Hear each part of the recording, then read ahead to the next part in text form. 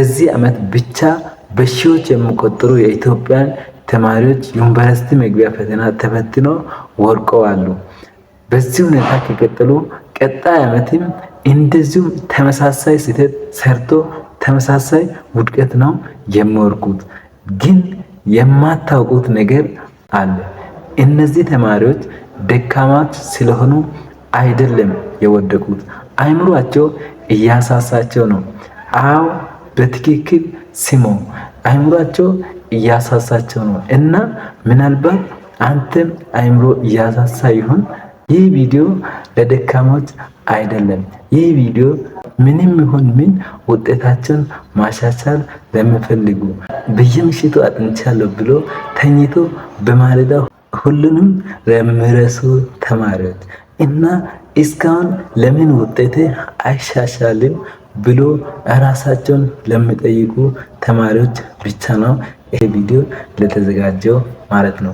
ከነዚህ ተማሪዎች አንዱ ከሆንክ ይህን ቪዲዮ እስከ መጨረሻ ሳታቋርጥ ብትመለከት ምናልባት ለመጀመሪያ ጊዜ ያጠናን ስህተትን ታውቃለህና ጎበዝ ተማሪዎች አጠናን ዘዴው ተጠቅመ ከፍተኛ ውጤት ማስመዝገብ ትችላለህ።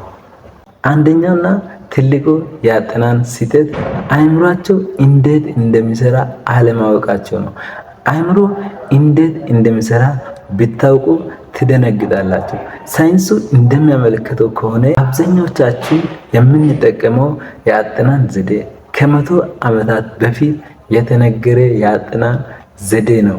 አዎ በትክክል ስማ፣ የአያቶቻችን ዘመን የነበረ የአጠናን ዘዴ ነው ዛሬም ድረስ የምንጠቀመው እና ይህ ዘዴ ሙሉ በሙሉ ፌል ሆኗል። ትልቁ ስህተት ምንድነው?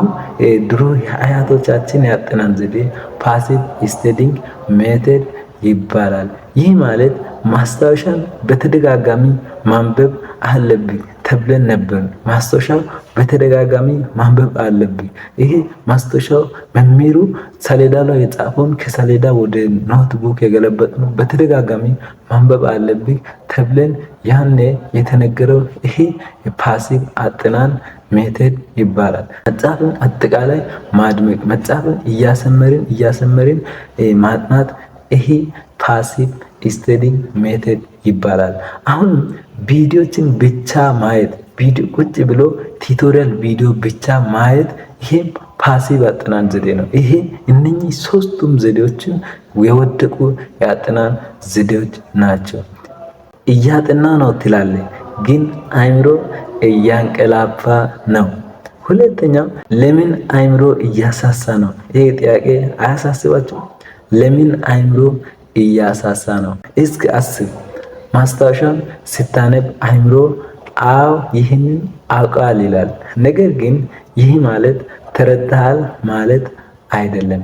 ብዙ ተማሪዎች ግን አጥቼ ነበር፣ ሁሉንም አንብቤ ነበር የሚሉት ለዚህ ነው። አዎ አንብበሃል፣ ግን አልተረዳህም። አይምሮ እንዲህ ይላል፣ አንብበሃል ማለት ተረድተሃል ማለት በማለት አሳስተዋል እና በፈተና ቀን ባዶ ወረቀት ትሆናለህ። ባዶ ወረቀትም ትመለከታለህ። ፈተና ውስጥ ገብተህ ጭንቅላቴ ባዶ ሆኖ አያውቅም። ሶስተኛው ከፍተኛ ውጤት የሚሰሩ ተማሪዎች ብቻ የሚያውቁት ምስጢር፣ እናንተ የማታውቁት የተደበቀ ምስጢር አለ። አሁን አንድ ነገር ልንገራችሁ። ከፍተኛ ውጤት የሚያስመዘግቡ ተማሪዎች ይህንን ያውቃሉ። ከሌሎች ተማሪዎች በላይ ብልህ አይደሉም። አይምሯቸውን እንዴት ማሰልጠን እንዳለባቸው ያውቃሉ። እነሱ የሚጠቀመው የንባብ አይነት አክቲቭ ሪኮሊንግ፣ አክቲቭ ስተዲንግ ሜተድ ይጠቀማሉ። እነኚህ ጎበዝ ተማሪዎች ብላችሁ የምትጠሩት ከፍተኛ ውጤት የሚያስመዘግቡ ተማሪዎች አክቲቭ ስተዲንግ ሜተድ ይጠቀማሉ። እነሱ ከሚጠቀሟቸው የአጠናን ዘዴዎች መካከል አንዱ ራሳቸውን ጥያቄ ይጠይቃሉ። ምን በማለት ይሄንን ተረድቻለሁ ወይ ብሎ ራሳቸውን ይጠይቃሉ። ሁለተኛው መልሶ ለማስታወስ ይሞክራሉ። ያነበቡትን መልሶ ለማስታወስ ይሞክራሉ። ከዛ ልምምድ ጥያቄዎችን ይሰራሉ። እንኳን 12ኛ ክላስ 9ኛ ክላስ ላይ ሆኖ ኢንትራንስ ጥያቄዎችን ይሰራሉ። ከ9ኛ ክላስ መጽሐፍ የወጡ ጥያቄዎችን ፒክ እያደረጉ ይሰራሉ። ትምህርቱን በራሳቸው ቃል ያብራራሉ። እነኚህ ጎበዝ ተማሪዎች ማለት ነው። እና አንተ አሁን እያነበብክ ነው ወይስ እንደ ማሽን ስክሮል እያደረክ ነው? አራተኛው ዛሬ ልትለማመድ የምችልበትን ዘዴ አሳያለሁ። ይሄንን አክቲቭ ስታዲንግ ሜተድ ልትጠቀም የሚያስችል አንድ ነገር ልንገር። ይህንን አድርግ። አንድ ትምህርት ለ20 ደቂቃ አጥና። ከዛ መጽሐፉን ዝጋ። ከዛ በኋላ ባዶ ወረቀት ውሰድ እና ያሰብከውን ሁሉንም ጻፍ። አብዛኛዎቻችሁ 20% እንኳን አታስታውሱም፣ እርግጠኛ ነኝ። እና ያ ደግሞ ጥሩ ነገር ነው። ምክንያቱም ያ የአእምሯችሁ ድክመት ነው። አሁን ግን ድክመታችሁን አውቃችኋል ማለት ነው። ይህ ዘዴ አክቲቭ ሪኮሊንግ ሜተድ ይባላል። በተለይ ይሄ ዘዴ በዓለም ላይ ካሉ ኃይለኛ አጠናን ዘዴዎች መካከል አንዱና ዋነኛው አጠናን ዘዴ አክቲቭ ሪኮሊንግ ሜተድ ይባላል። ሌላኛው ከፍተኛ ውጤት የሚሰሩ ተማሪዎች የሚያውቁት ምስጢር ልንገራችሁ። ከፍተኛ ውጤት ያስመዘገቡ ተማሪዎች ሌላ ነገር ያደርጋሉ። እናንተ ከምታደርጉበት ነገር ሌላ ነገር ተጨማሪ ነገር ያደርጋሉ። ያ ያለፈው ዓመት ፈተና በየጊዜው ራሳቸውን ይፈትናሉ። ለምን ካል ምክንያቱም ፈተና የሚጠየቀው አንተ የምታስበው ነገር አይደለም። ፈተና የተወሰነ አቅጣጫ አለው።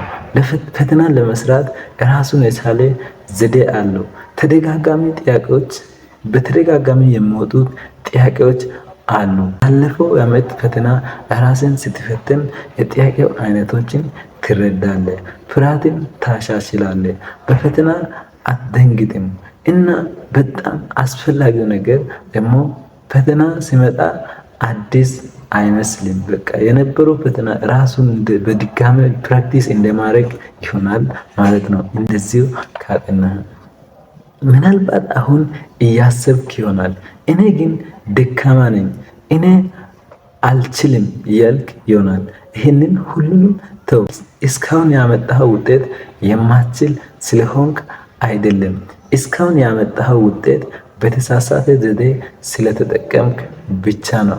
ስኬት በብልሃት አይደለም፣ ስኬት በስትራቴጂ ነው። ይህንን ፓሲቭ ያጠናን ዘዴውን አቁመ የአክቲቭ ሪኮሊንግ ሜተድ መጠቀም ከጀመርክ በሚቀጥለው ፈተና ላይ ሰዎች ይህ ሰው እንዴት ተለወጠ ይላሉ፣ ታያለ። ይህንን አስታውስ። በአማካይ ተማሪዎች እና ከፍተኛ ውጤት ባስመዘገቡ ተማሪዎች መካከል ያለው ትልቁ ልዩነት ተፈጥሯዊ ችሎታ አይደለም። ልዩነቱ እነኚህ ጎበዝ ተማሪዎች እንዴት እንደሚያጠኑ የአጠናን ዘዴዎችን ያውቃሉ።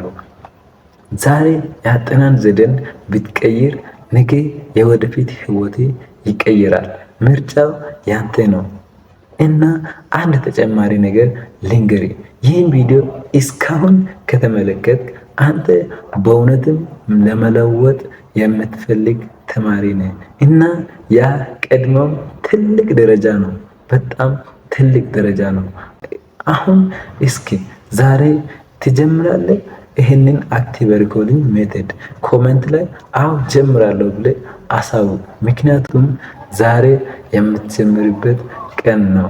ለዩኒቨርሲቲ ቱብ አዲስ ከሆንክ ሰብስክራይብ ማድረግን እንዳትረሳ። ምክንያቱም በሚቀጥለው ቪዲዮ ከፍተኛ ውጤት የሚሰሩ ተማሪዎች ብቻ የሚያውቁትን ምስጢሮችን እናካፍላለን እና ያ ምስጢር ካመለጠ አትጠየቅም። አሁን ኮሜንት አድርግ። ዛሬውኑ ጀምራለሁ ብለህ የትኛው ዘዴ ነው ዛሬ የምትጀምረው? አክቲቭ ሪኮሊንግ ሜተድ ነው ወይስ የድሮን ፓሲቭ ስታዲንግ ሜተድ እየተጠቀምክ ተመሳሳይ ውጤት እየሰራ ትቀጥላለህ?